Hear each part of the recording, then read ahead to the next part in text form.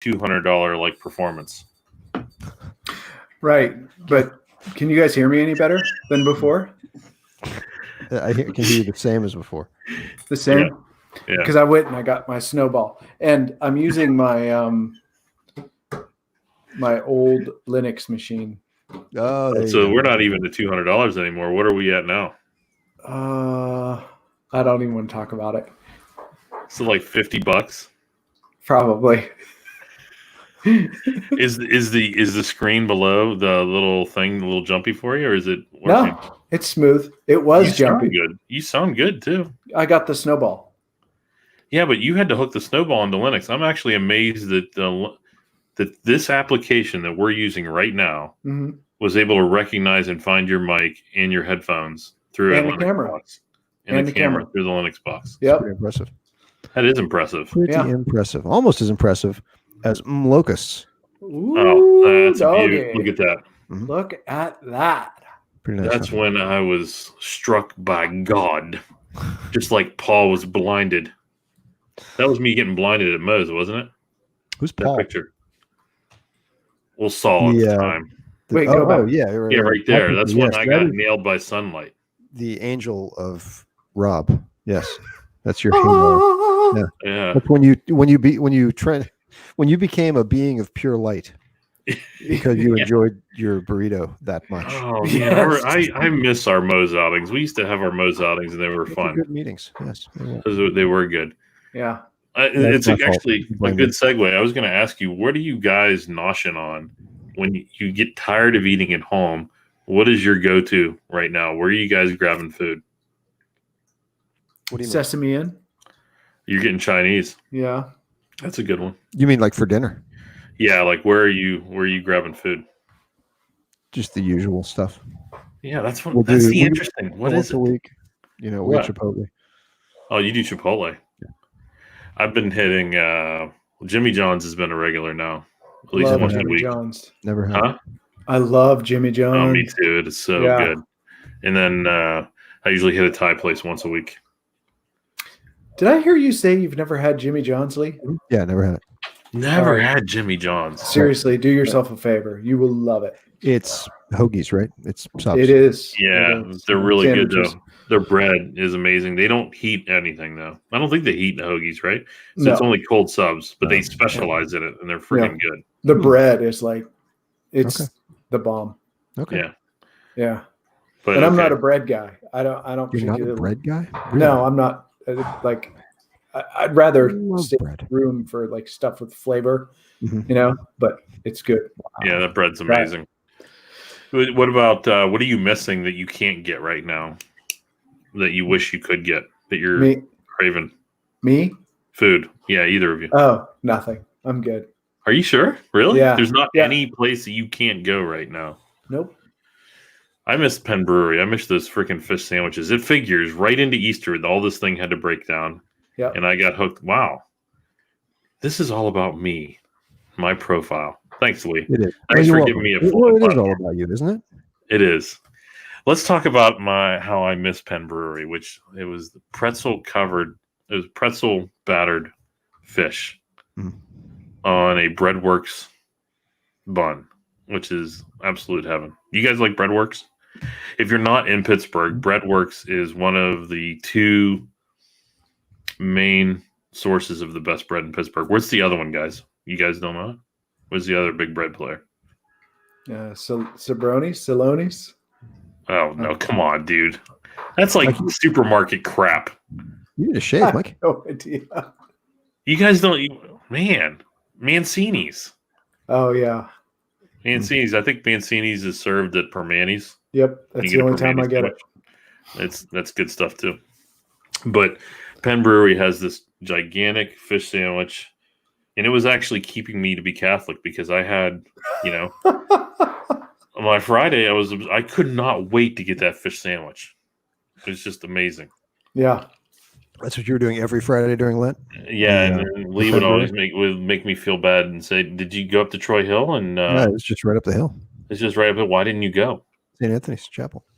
Yeah, Anthony's Chapel. What's special about Anthony's Chapel, Lee? St. Anthony's Chapel. It's not just Tony's place. Hey, let's go to Tony's, huh? Wait, Oh, can I guess? St. Anthony's. Oh, Isn't that the one with all the whatever's in it? The little the dead fragments and The whatevers. Yeah. Yep. Dead stuff. That's exactly what he's talking like I do, because I Dead usually people forget the word. Yeah. Relics. yeah. Reliquary. It's a reliquary. Largest collection of relics in the world outside of the Vatican. Over 5,000 saints relics. Yeah. Mm.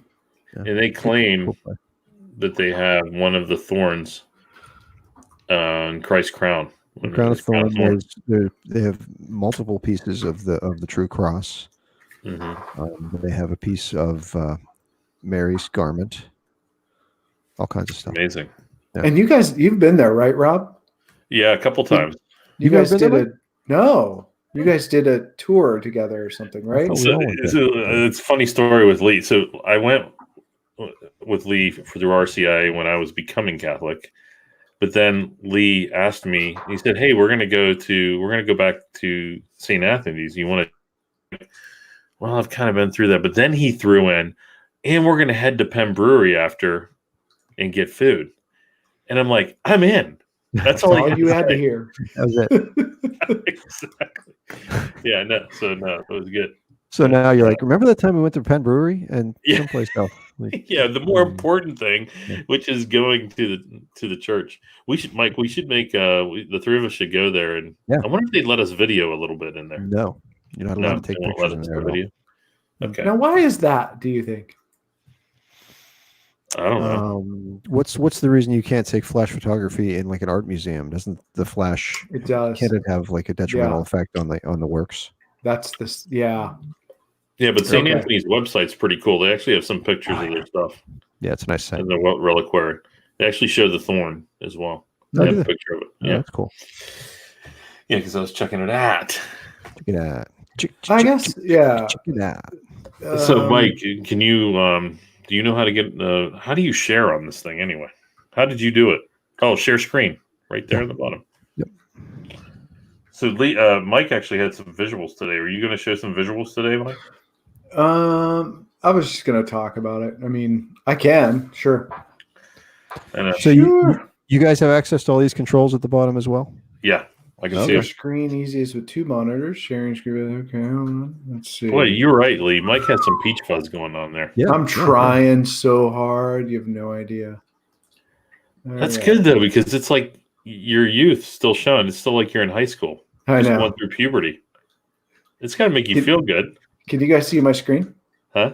No. Can you guys see my screen? Can't see squat. Did you hit share screen?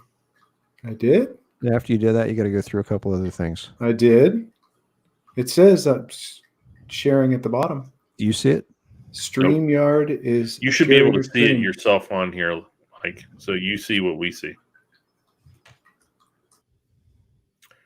Now Mike's gone. There it is. There it is. Wait, Mike, are you still here? Mike's sharing like the entire desktop. What is that? How did he took himself off and showed his screen? That was my fault. I clicked that. No, I did it. Oh, you did it? Okay. I did it. Yeah. Is that a Linux limitation, Mike? That you can only either show you or the screen? No, I just picked both screens, not one screen. Oh, so you got a 2-screen setup going on right there. Yeah, of course. Don't you? I do, but I'm like spending most of my I do. But I'm worried about if I actually do the 2 screens, right. I'm going to be looking at the other screen and not looking at the camera. All right. Nice. I should plug another monitor in so I can have 2 screens. So, Mike, it's just some conversations I've had with Mike. Mike is actually, Lee, he's trying to take a position to overtake you from a knowledge perspective, at least with clout. He's trying to build more clout. There's not much. You want to explain what you're trying to do, Mike? So I'm a Harvard attendee now. Mm-hmm. I'm attending Harvard. Avid. Yeah. Avid. So I got a notice on my news feed that there are free classes from Harvard. Oh. So I'm like, score. So I go and I look at what's offered, and one of the classes is a class on Christianity. So I thought, all right, this could be interesting. So I shared with you guys, and of course, neither one of you responded, but I went ahead and moved forward. and signed up for the class, chose to audit it. It was free, just like they said, and started going through the online classes. It's fairly interesting so far, but they have really good material, and I was just going to talk about some of it. You feel smarter now? Wicked smart? Wicked smart. No, I did it. I was doing it. I want to know if you got as far as I did. I was into it until about 10 last night. How far did you get? Well, I actually participated in some of the chats where I was supposed to put my profile in and then look at 3 other people's profile and talk to them. So there were 3 that I had. There was a guy from Nigeria, some girl in high school here. Was he a king? I don't know. And then there was some other dude from South Africa. Some other dude from South Africa. But you're supposed to put your story as to why you were joining the class. And did you do that? Yeah, I did. And I had one of them respond to me. Ooh. He basically told me to go to hell. Yeah. Really? No, but no, he was actually really nice. The one guy that he didn't respond. This is another person that I guess picked me as one of the people to respond to. He was a Buddhist before, and he came to Christ. So I think a fascinating thing, and I think just the theme is like if you're stuck in your house, like what is that called? It's edX. I think it is the edX platform. It's not just Harvard. It's Harvard, but there's an X at the end. You randomly got an email about it? Yeah. No, not random. I said sex trafficking front. It showed up in my up in my news feed. Okay. Yeah. And I shared it with you, Lee, but of course I think this is to lure Lee doesn't. Lee, I do have to explain something to you though. I don't think you knew this, but Mike was extremely pissed at us over Easter weekend. Why? Because we didn't answer anything on his text, but he didn't realize he wasn't sending us any texts. I got the one from him saying that he had the wrong address or something, right? The last one I got was that his head looked gigantic on our last video recording. Oh yeah, you sent that. I saw it. That's the only one I got, but apparently he sent a bunch more after. Oh. And did you get those, Lee? I'm looking now. Lee got so I got, to my credit, I was able to show that I didn't get them. About that. Okay. Right.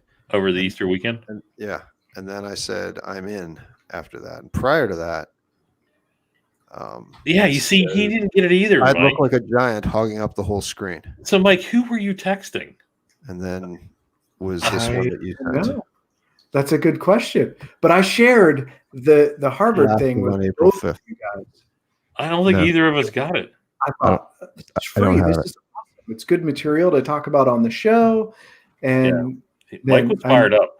I was fired up. I was. And I had for no reason. But I was able to explain myself a little bit and show him. So we poured all of our scorn on you just being a jerk because at least he knew he didn't get me.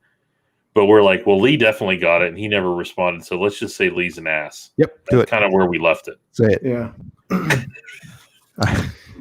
But now we have to ask for forgiveness, Mike, because Lee just showed that he doesn't have any of that on his phone.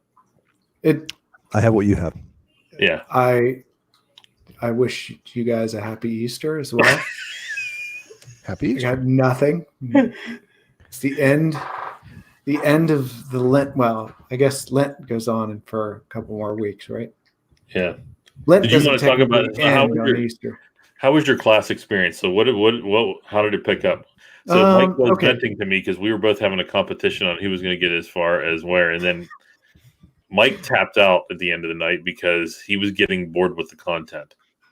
Oh yeah. You want to explain some of the content, Mike? Right. So So there's a couple. They're short videos, very short, and there's a lot of material packed in the short videos. Like in 2 minutes, they talk about the whole history of Christianity a couple times. And seriously, they really poured in fast. And you've got a globe, and they're talking about the shifting of how Christianity went into Africa. I thought this was cool.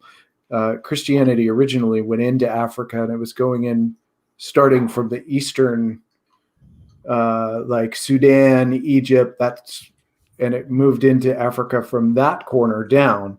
But then Muslim religion began around 700 AD, and it immediately blew Christianity out of that region, and Christianity moved absolutely the other direction into Europe. And you want to show that Business Insider video? Do you have that handy? That was a pretty cool video. It's like, yeah, let's see how that works on here. It's like 40 seconds long, isn't it? Where it walks you through the beginning of time with Jesus. Can we actually rebroadcast stuff, guys? No, that would be illegal. Well, no, but that's a Business Insider.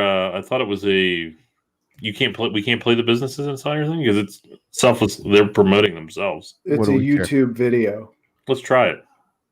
You want me to try it? Do it. I don't even know why we would care. So sure. Well, I don't, but I'll put the link. Let me put the link in the chat. Try to play the video. Lee can run it. Ain't no one coming after us. Yeah. Let me see if I can find the video. Here you go. It's in the chat. Oh well. You don't want to try to make this happen yourself. I already tried and I couldn't share screens properly. Okay. All right, you want me to try it, Lee, or you want to? If you want to, I got it here as well. All right, go for it. We'll send them a note after this and say, "Hey, can we borrow your video for our podcast?" I think what's fascinating with it though is the spread and how quickly it moved with the apostles. I hope this is cool. It. Yeah. Here it is. This is cool. Oh, nice. There you go. So over here we have the region of Caesarea Philippi. But it shows like the timeline below how it starts spreading. See how it's going into Africa? And it's spreading like a virus. It does. It makes it look like COVID-19. It does. So, but now watch. Now here comes Muslim. Here come the Muslims. Islam or whatever. Sorry. It's like what? And it see how it's like, oh, I'm out of here, dude. Yeah, like watching live the Moors start coming in, right? The Moors start coming in. Now like watch, a game of here Risk goes. being live streamed. I love it. Ukraine is not weak. And then we just go the rest of the way around the world, all of America, North, South, Canada, all that. Look, Asia Minor starts becoming unchristianized. That's not even a word. They were de-Christianed. That's the only thing that I would challenge on that. Are they saying that basically people stop believing in Christianity? Why did they take the purple away? Once it's in there, you're always going to have people still believing in it. They probably were just. I think this is what was the primary religion at the time, and it was taken away because. Oh, look at it! Yeah, isn't that crazy? I love this video though. It's pretty cool. cool. Really loud. I don't know how to control the volume. I can't even. We can't hear it. Any of it. Yeah. You can't hear the sounds? No. Oh, I'm sitting here dancing to the music. You can't even hear it? Well, no, that's pretty cool though. I like the way they did it. Yeah. Yep. All Europe, South Africa, and all of the American continent. Yeah. Completely Christian. Cool. That's what I think the funny, like I'm picturing this. One of the takeaways, and I think I've read this before, and I know Lee probably knows this until the cows come home, but was when the Pope in Rome and the Patriarch in Constantinople, which was in 1054, basically excommunicated each other. Yeah. They excommunicated each other. So, and I wonder if one started and the other was, I excommunicate you. And your whole church. Everybody in your church is excommunicated. And they're like, I excommunicate you. And a pox on you. And your children. Your children will never. All of them are excommunicated.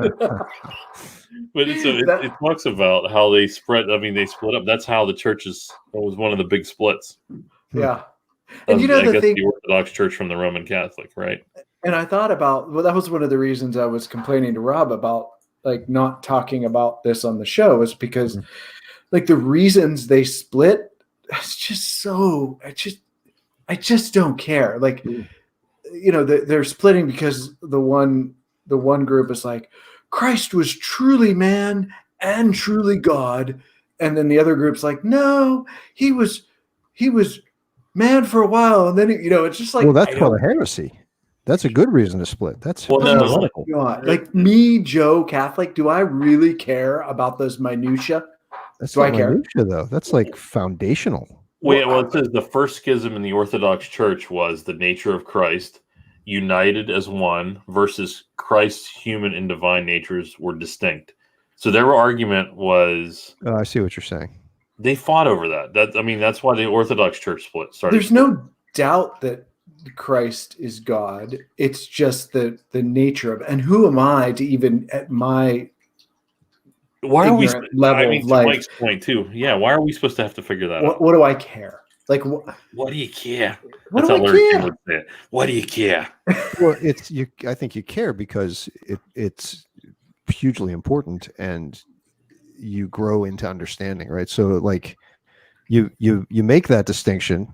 The people that understand it do, and then the rest of the faith eventually, hopefully, grows into understanding it. But it doesn't ever change. It's there. It's the foundation of the faith. And while most people might not even think about it, hopefully someday through living and studying your faith, you get to the point where you go, oh, that's what that means. Well, I'm looking at this now, and I still don't understand it. Yeah. Like, so which side are we on? Are we in the nature of Christ is united as one, or are we Christ's human and divine natures were distinct?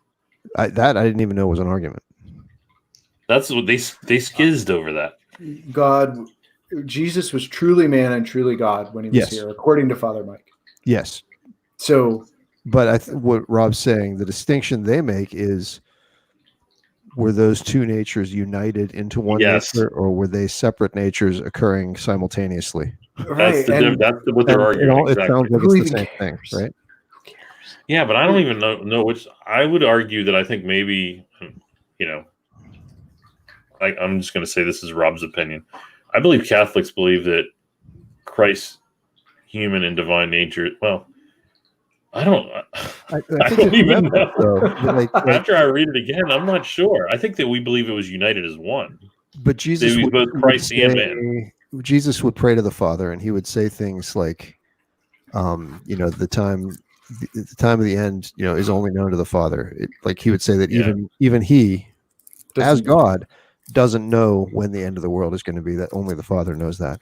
So that would seem to be evidence that the human and divine natures had some separation in them while Christ was on earth.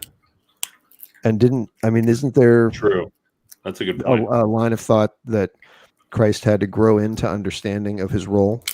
Like, as a child, he didn't have full awareness of all of who he really was. Like when God humbled himself to become a human baby, he gave up the awareness perhaps of who and what he truly is at that time. So at that time, that would mean from that point of view would be Christ's human and divine natures were distinct. They were separated. Distinct but simultaneous, right? So he is always both. Yeah. But there was some sort of barrier. It's to the point where we believe Christ existed before he was born, right? Christ was the one that would help create the world. Right. God has always been Father, Son, and Holy Spirit. Yeah. And so I think Christ was distinctly there before he was born. And as the second person point is good to talk about, to argue about, but not to split two of the largest Christian factions apart over. Unless we're just too stupid to understand how important that distinction is. Well, yeah, but we're the ones that are kind of members, right? So I think it's funny how Satan would probably look at that and laugh out loud saying, you idiots. Yeah. You guys are going to get into the... Right. I mean, I do think the details are good, but like you should embrace debate. Like, don't split up over it, right? Just say, well, exactly. Look, right. It's something we continue to pursue and be prayerful for. And it's something we should try to learn. And I think that's the reason we're not entirely separated from them, right? We're still in some level of communion with them. Yeah. Like if you go to a Greek Orthodox church, they don't like to give communion to Roman Catholics, but if apparently it can happen. Like the level of understanding of what there needs to be in order to receive that communion is there. So like if a Greek Orthodox comes to a Roman Catholic church, they can receive communion with their big hat on. With the priest comes in with his big hat. Right. Those hats are freaking cool, by the way. Maybe they wouldn't want to receive it, but there's no problem giving it to them. I think the Greek Orthodox have a problem giving it to us, though. So we should go in with an "I'm a Roman Catholic" shirt, please. Right. Hit me, or whatever. Right. Hit me, because that's what you say when you receive communion. When you're body of Christ, hit me, baby. Hit me. Yeah, I don't want to trivialize that down to like playing cards at the local casino. That's not what I meant. Yeah. Yeah. Right. Yeah.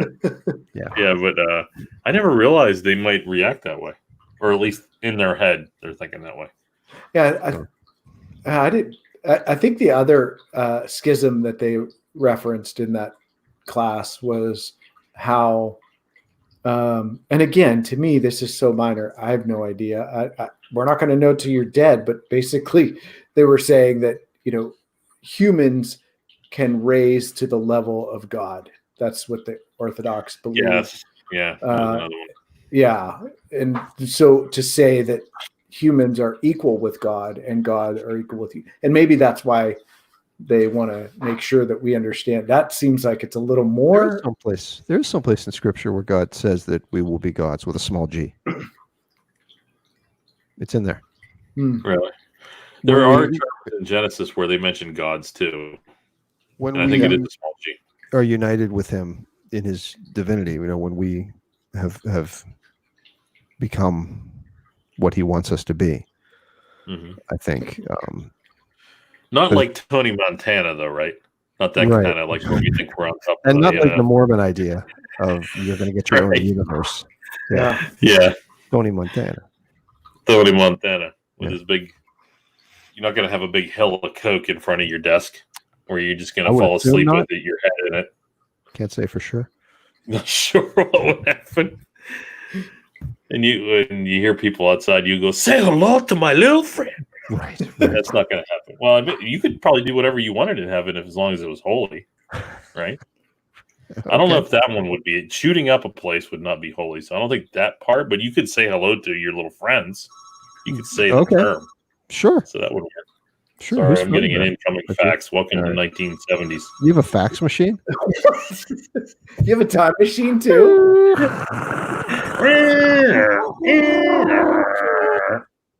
Yeah, I don't know.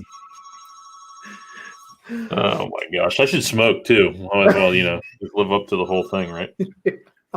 No, that was good. The other big eye opener I got yesterday was the direct link to Ethiopia and how Ethiopia has their own lineage separate from the Orthodox in the Catholic Church, and their claim. Their right of claim is through Solomon and the Queen of Sheba, who was the Queen of Ethiopia, claiming that they had a son together, and that son went back to Ethiopia, and Queen of Sheba did, and shared the faith, prior to Jesus. But then, was it Philip, who was a follower of one of the apostles?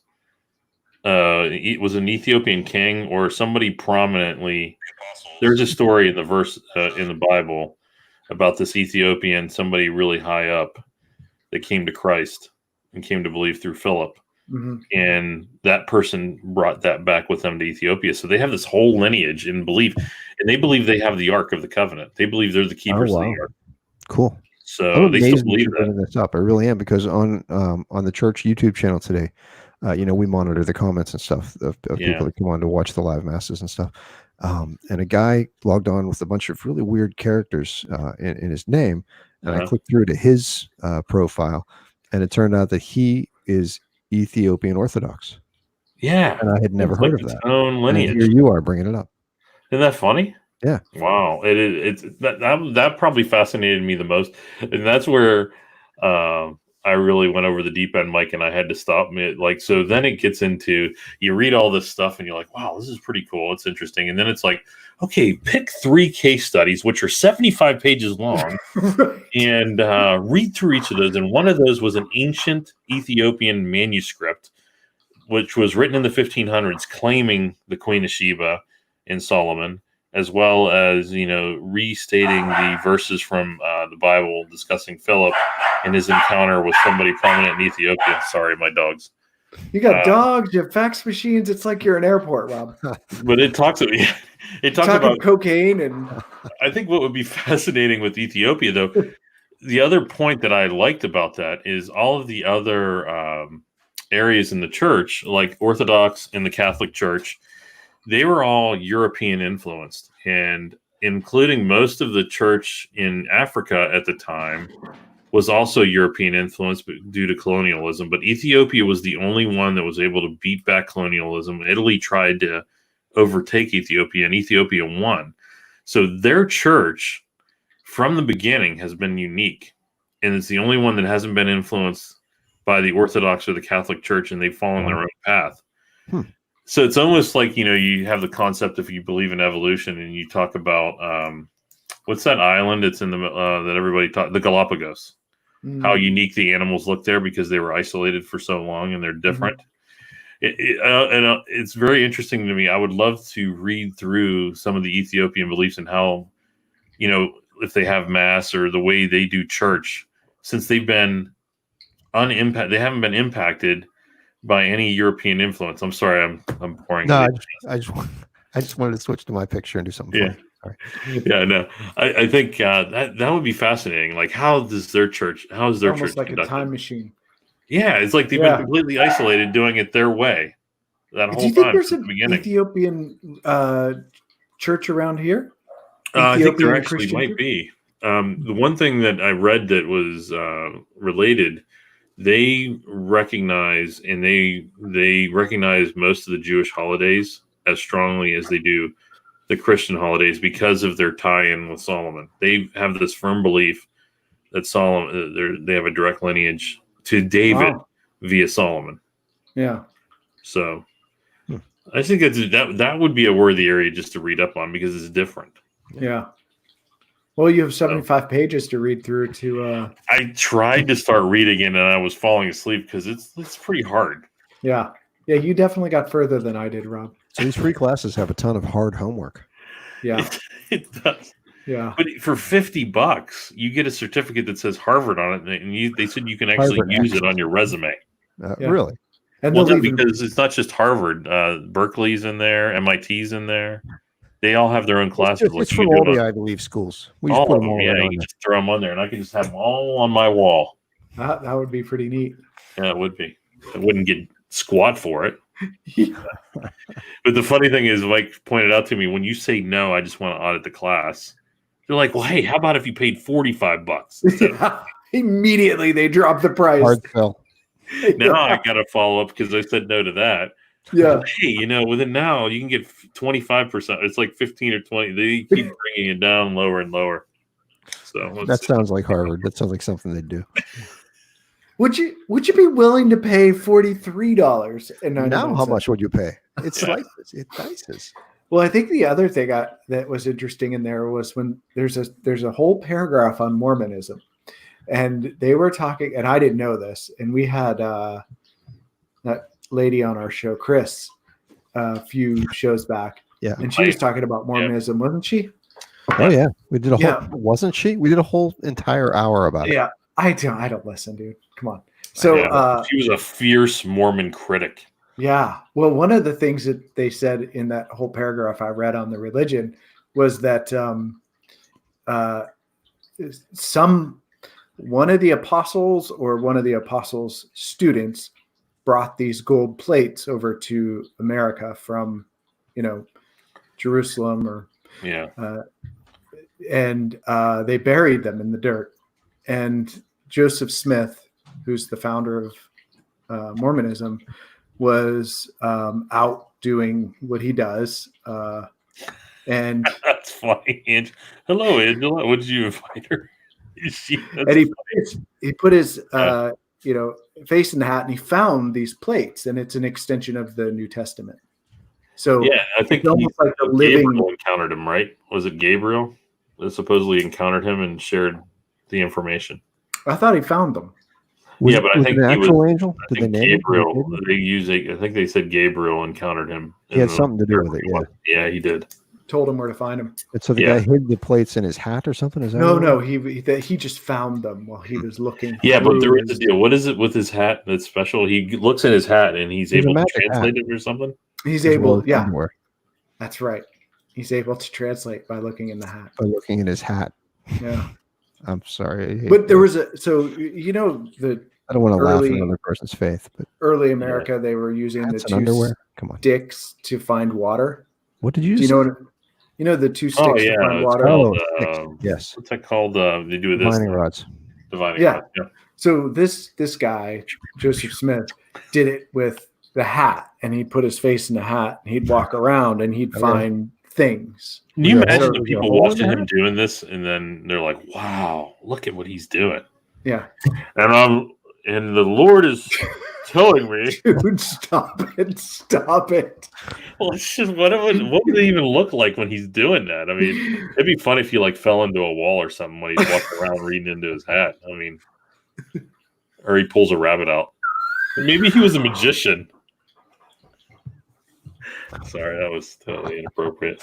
I know. How can I just discount? And I tell, I'm not saying like I don't have a political affiliation, but I was a fierce supporter of Mitt Romney. I mean, I love Mitt Romney. I still like the guy. I think the guy's cool. But that was the one thing I had. I'm like, that dude is Mormon. Like, how? It's just interesting. Like, and he's like amazing. So yeah. But there's very prominent people that believe in that faith. Mm-hmm. The Osmonds. Oh yeah, they were Mormon too. That's right. I mean, basically all of Utah, right? Mike, can you see what Lee's doing? Yeah, I can. Okay. Just ignore him. He goes. How did you do that? You just comment on YouTube. You watch the stream on YouTube, and we can do comments. So Angie's actually watching. She's watching, yeah. Well, that's pretty. I'm impressed. Yeah. Wow. Now all of a sudden we shut up because we're like, oh, crap, there's somebody actually watching this, and we're not having a free discussion. Yeah. So anyway, don't have stage fright. Keep going, Mike. Yeah, that's all I had. So you sign up for free. You can audit it. Yep. It's easy in, easy out. Like you don't have to. It's very simple to access. And then let's look up some of the other classes. Keep going. So the instructor introduces herself in a video. She's pretty interesting. She's like grew up, Protestant and then went to Lutheran and then was, Methodist or something. But so she's got a pretty broad range of Christian. She was supported by Catholic families, though, right? Like her missionary was supported by Catholic family. But yeah, Miss MIT, Harvard University, Berkeley, University of Texas, Boston University, Hong Kong Polytechnic Institute. All these folks, you can do classes on Python, blockchain, English, aerospace engineering. Wow. Fashion. I should do fashion. From Harvard? I can audit fashion, right? Fashion. All those universities, he said. Yeah, all of them, they have their own. It's pretty. Oh, and there's more. How many? There's many schools. There's Worthwachen University. That must be German. RWTHAACHEN. Worthwachen University. University of Queensland, Australia. University of Maryland, Georgetown. Like some of them all of these offer these classes. This is a lot like the Jordan Peterson style, where they're offering education. But Jordan Peterson's charging money for his, though. They're not all free. Some of them you have to pay said they try to get you to pay for it, then, right? Well, right. That's a good point. So they're free to audit, but then if you want the paper, then you have to pay the $50. Mm. And if you don't want to pay the $50, maybe $45.33 will work. And if you don't want to pay that, that's where I was like, snake oil, Yeah. But the content, I do think the content's pretty good, though. Yeah, it is. And that lady seemed legit. Yeah. Like where she in her background. I think the one word she's like, so I like words that are. I like words too, Rob. Like words that I've never heard of, but I mentioned that she used this one word, And I'm like, I got to look that up because it sounds cool. I have no freaking idea what it means. And it Here turned it out is. it was something kinky, right? See if you know that. Lee will probably know this, and Mike will probably know this too. She used the word capacious humanness. I have no idea what that means. Well, but she said Christianity offers capacious humanness, even if you're not a believer.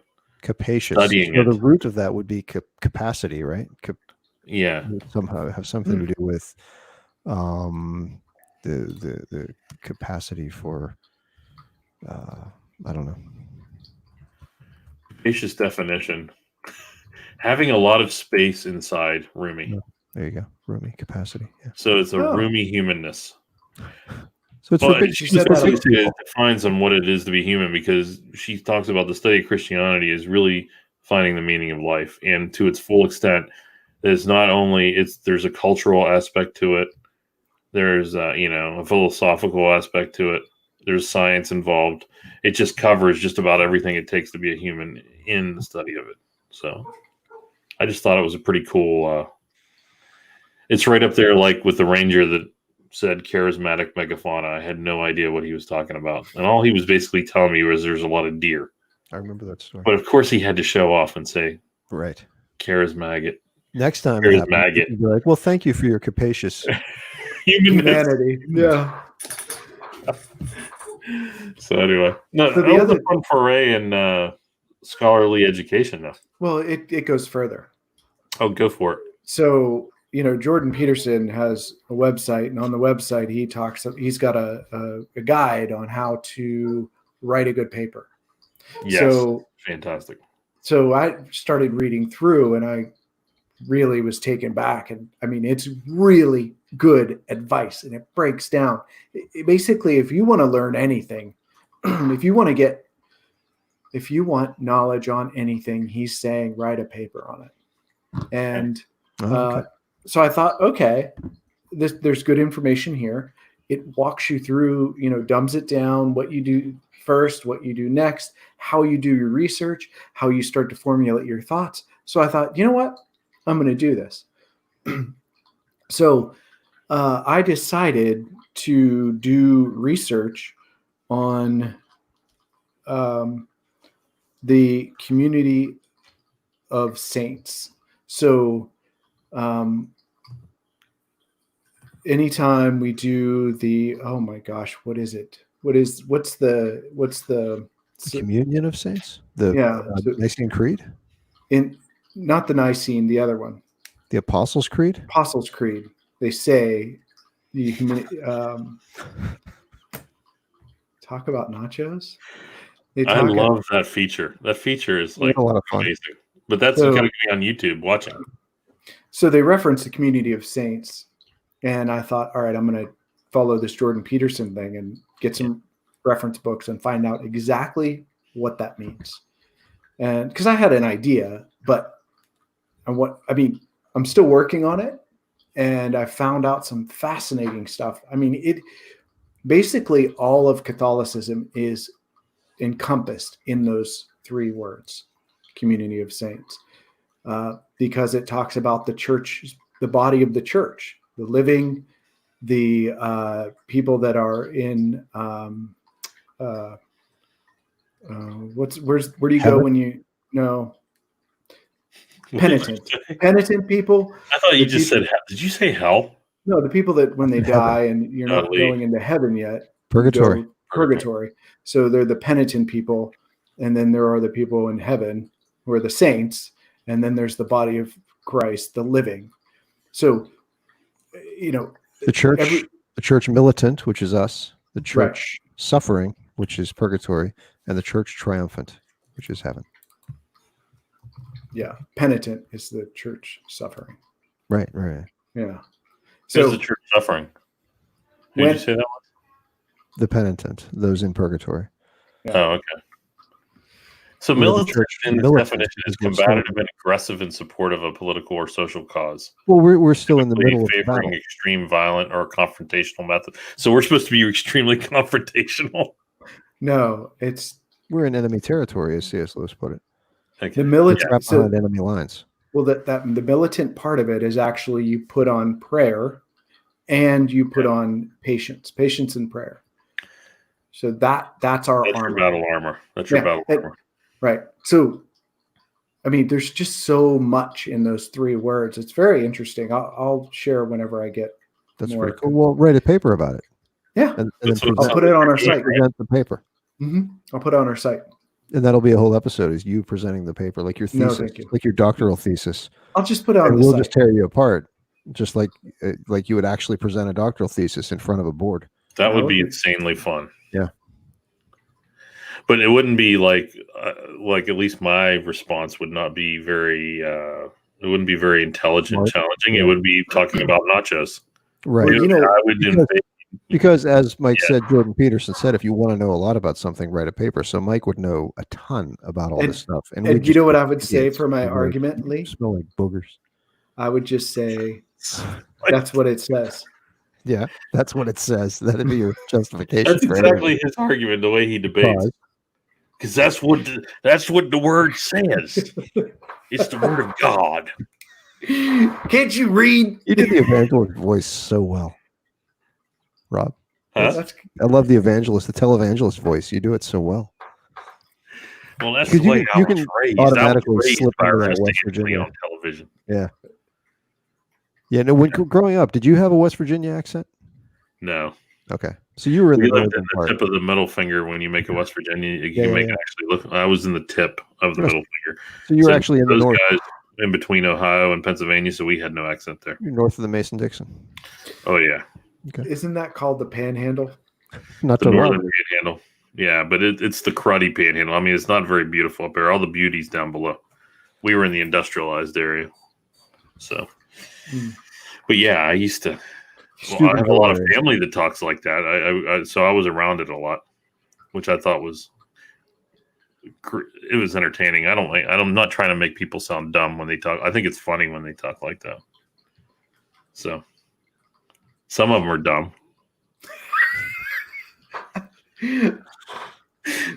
I like the way you talk. What's that? You got a Sling Blade. Oh, that's right. You got Sling Blade. We're talking about cutting them taters. I call it Sling Blade. So, Mike, are you going to continue your foray on this class, or are you done? I am. Yeah, I'm not gonna read 75-page. I mean, if it's interesting, I will. What was the topic you picked?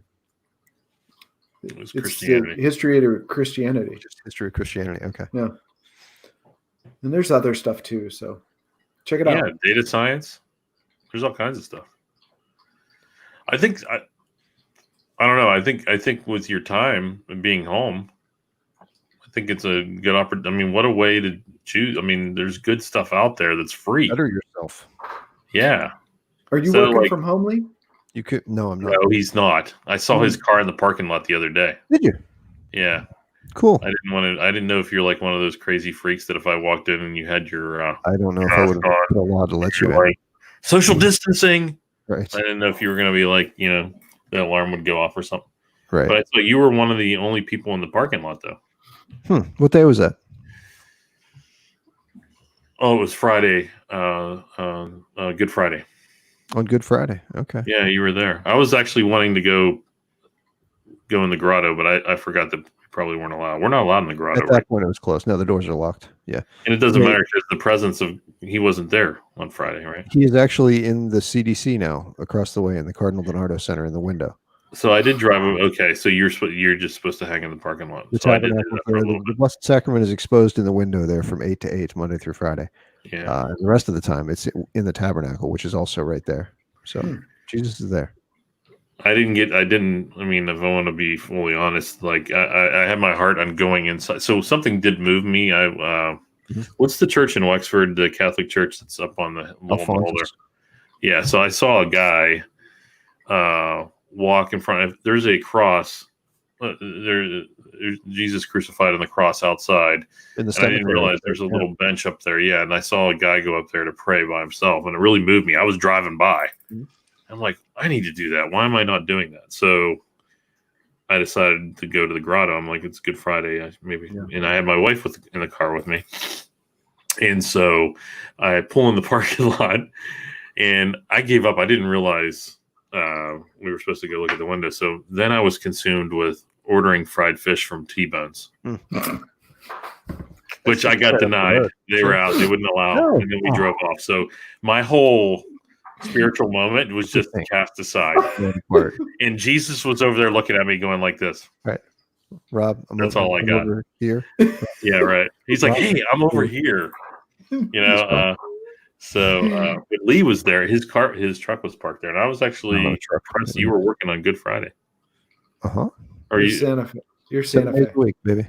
You didn't have the. What did you do? What did you have to work on? What is this? The 20 questions, like the third degree here? Well, no, but like, here's a funny part. Do people like you get holidays off? We had Monday off this past Monday because we've been working 7 days a week. So, oh my gosh, Monday we did nothing. Okay, so you had Monday. So we go into the mornings and live stream Mass at 9 a.m. every day. And then for Holy Week, we were live streaming all kinds of stuff. Like there were 4 different things I think we live streamed on Good Friday. How did you handle? Here's a good question. If we have time, how has the RCI class been impacted, and how have they worked through this? We're meeting on Zoom every week. Is that working pretty good? Right at the meeting time we meet, and people are still showing up. Yeah, that's good. And whenever we're able to get back together again, they'll all be received into the church. But it just hasn't been able to happen yet.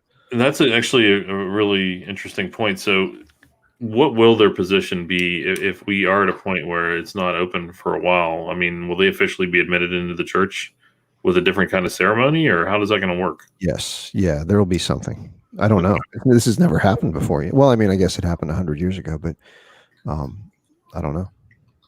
Yeah, we'll find out when we get there. That's fascinating. Yeah. Wow, it is a very fascinating time. Yeah. It's weird, that's for sure. I'm reading this book right now, which is interesting. Oh, wow. I think I lifted this from the church, actually. Really? Never seen it before. Yeah, it's pretty good. It's a breakdown of. What is Islam asking? What's that? What's Islam asking? Wait a minute. Oh, answering it. Oh, yeah. You stole a book on Islam from a Christian church. You should have your hands cut off. One fascinating thing I got, so I know I'm going to like it because Josh McDowell, which is one of my favorite people, actually reviewed this book and rated it highly. And Josh dumbed down Mere Christianity for me. More Than a Carpenter is like one of my favorite all-time books. So if he was able to read it and say that this was understandable to the point that I could read it, then I'm looking forward to it. Cool. The first tidbit that I got out of it, which I find interesting, that Christians, Arabs also call God Allah, because that's just the Arabic term for God. So it's not a Muslim term. In fact, it mentions in here, my first tidbit was Allah was used before the Muslim religion was even invoked. During paganism, when they referred to gods, back then it was called Allah. Okay. So that was pretty fascinating. I didn't know. I thought Allah was a Muslim thing. Sure. So, but it's just the word God. Yeah. So a Christian Arab would call God Allah. And and there's an acknowledgement in the book. It mentions that, it would be wrong for us even talking to a Muslim, like, even though we both are monotheistic in our beliefs. So we would be referring, like when they say Allah to us, we would think Allah to you, even though maybe we would use our own term, but it's the same. It's the same God. Just a different point of view completely. So same with Judaism, right? Yeah. Which is theistic. What's the book? How Jehovah, right? What? Jehovah is the term. Oh, Yahweh. Yahweh. There it is. Yep. YHWH. Yeah. No, but this book, name of God. Where I'm really excited about this book is it takes 2 approaches. The one is that it breaks down the Quran and Muhammad, and it breaks down arguments from a Christian's point of view and a Muslim's point of view that's no longer Muslim, that was very Muslim. They explain things and why they believe what they believe, but then it starts breaking down Christianity from a Muslim's point of view. And you look at Christianity from the way they look at it and try to break it down that way. So it's supposed to give you having a full understanding of Islam, the way the book is supposed to explain it, and then taking a full understanding of Christianity the way Muslims read into it and what their arguments are against it. Then you have a full understanding of when you're having a conversation with somebody that's of the Islam faith. You can understand why they're thinking the way they do or the way they were taught. So you can have a debate or discussion with them.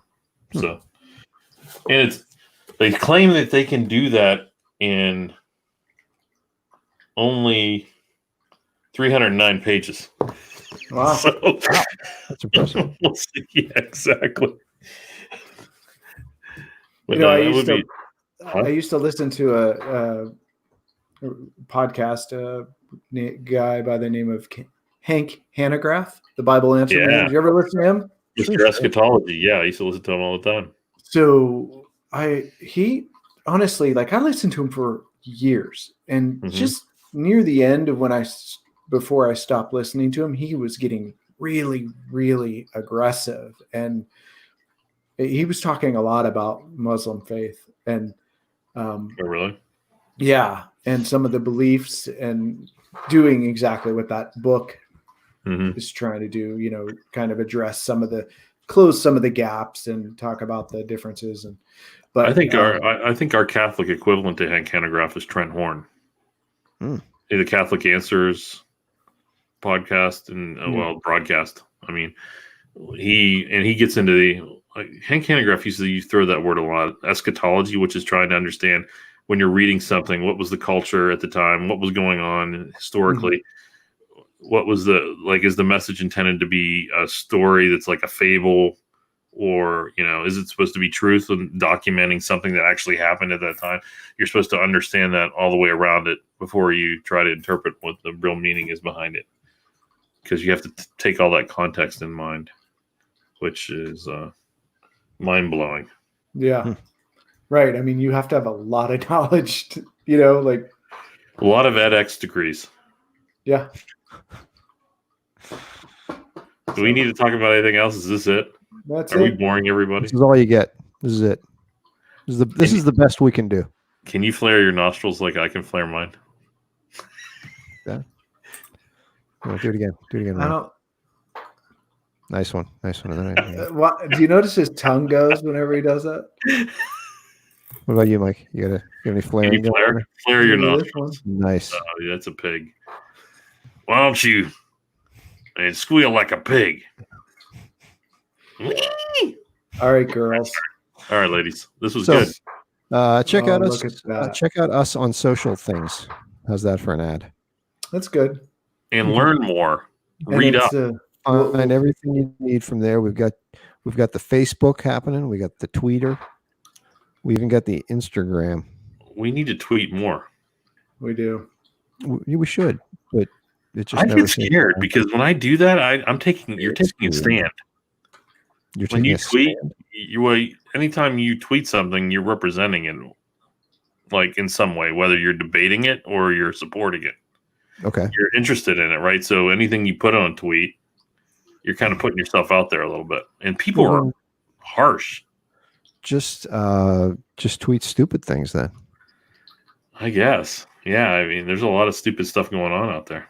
One thing I realized that I feel really bad is somebody reached out to me, and it was my first added follower, and they were messaging me like crazy to the point it was getting creepy. And I'm like, okay, I got to block these. Hey. Hi. Hello, Angie. Talk about creepy, and I show up. Yeah, I know. You just come right in. And it was actually a lady in California, and I decided to block her because I'm like, this is getting weird. I don't think I should be talking to her anymore. Turns out it was. I realized somebody was on tweet, and they said you can tell when somebody blocks you. It kind of gets announced that you're blocked by somebody, and so now I kind of feel bad because I kind of just. So now she's coming for you. Yeah, maybe because I thought she was a little cray anyway. So I'm like, wow, I just made it even worse. So, now you have a stalker. A stalker, yeah. Well, if you even saw the pictures, it was a little weird. So I was actually excited. I thought it was because of our podcast, but it had nothing to do with it. She sent you a picture of herself? No, you just see it in her profile. Oh, okay. She's a California tree hugger. Okay. One of Mike's types. Oh, yeah. Right. Mike's a tree hugger. Oh, he knows Mike. Yeah. Huh? So how was dinner, Angie? It was good. What'd you have? Melt in your mouth chicken and rice and carrots. Are you at your house now? I am.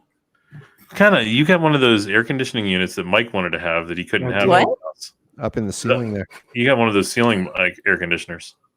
Does that work really good? She's frozen. There. I didn't hear you. What's up? You have one of those ceiling air conditioners in the house. Does it work really well? I do. Yes, they do. Mike tried to get one of those and he got forbidden to get one. From his wife? Well, he gets forbidden from his wife a lot, but this, I think, is the No, we closed your house, right? Was it not compatible with the Google Home? we closed the deal to get one of those in our master, which is up on the 3rd floor, and they came out to do the work, and the workers decided they actually needed scaffolding, and that would kill the price, so they backed out. They're like, nah, we don't want to put this in for you. Yeah. Wow. They're kind of expensive. Mm-hmm. Yeah. So Angie, do you working at the church a lot, or are you working from home? I'm there every time Lee's there. Mm-hmm. Wow. And you guys aren't, I know how you guys sit. You are not 6 feet apart. We are social distanced well. Yes. That is the official line. Did you see actually in Pennsylvania now, does that apply to churches as well, that you're required not to wear a mask? I don't think so. We do what we want. You're not? You see that little Yeah, you already got attitude about it. You have to have a designated thermometer taker. Somebody's got to take everybody's temperature. That's only if somebody tests positive at your business. Is it? I thought you were supposed to scan their head before they walk in. Whatever. We're there first. Angie's giving attitude. I dig it. it's the church. Yeah. We it all the time. We do what we want. So you guys aren't going to wear your mask. You're going to be radical militant about it. You're not going to you're going to fight the power. Yep. Yeah, I mean, come on, man. We should do a whole show on that because there's a lot of talk on what are our rights as humans and as Americans. What are they going to look like post COVID-19? Exactly. I saw an article today about how you need to start taking rights back or they're going to be gone forever. Yeah, there's a lot of opportunity for that right now. Where do you make a stand, right? Well, Yeah. We're making our stand by not wearing masks in church. That's where we're starting. I think if you're going to pick something to stand for, I don't think that's unreasonable. We should all wear masks on the show next week. I've heard that a lot of the things they're doing, I don't even think it's legal to be doing. I mean, I think they can ask us to do it, but now they're threatening where you're gonna I know the decree that they put out this time was that they will fine you if you're not wearing your mask in your own company. In Pennsylvania? Yeah. I saw that the governor is asking businesses to refuse people entry if they're not wearing a mask. Mm-hmm. I didn't know they were actually to the point of fining people, though. Did you see the crazy video of the guy on the New York bus that they were throwing off the bus because he didn't have a mask on? No, I didn't see it. I heard about it. 4 or 5 people, including cops, pulling this guy off of the bus without a mask. Wow. That's this was ridiculous. a couple weeks ago. This not even now. This is like 2 weeks ago. Police state. It's crazy. But there's got a psychological aspect to it. So me being a hypocrite, when the governor will say things like, if you care about the people that are supporting you in the grocery store, the least you can do is put a mask on to protect them from getting sick. Right. So he guilted me into doing that. So I put a mask on, and the odd thing that happens when you put a mask on, you start looking at people that don't have masks on. You start trading in your mind. Look at this jerk. They don't have their mask on, even though I'm not a hard believer on it. But when you start separating people Right. and categorizing them, it starts going through your mind the same way. There's this psychological thing in my head where I'm like, well, look at this no mask wearing loser over here. Right? I'm like, wait, what am I talking about? But then they're looking at me weird too. Like, oh, you're one of those weird mask wearers. It's just a weird time. Right. And I can tell you, like every time, like the last 2 times I've went into a store, I've had a weird something happened in there where you can just tell people were tense right now. Some woman was screaming at somebody in the front over something with her mask on. I couldn't even hear what she was saying, but it Just get a mask the on. whole store. I mean, it was like, what in the world is going on? I mean, it's just people are. It's an interesting time. All right. Well, time to wrap. Thanks for joining us, Angie. For dropping by, Ange. Bye, everybody. Invite.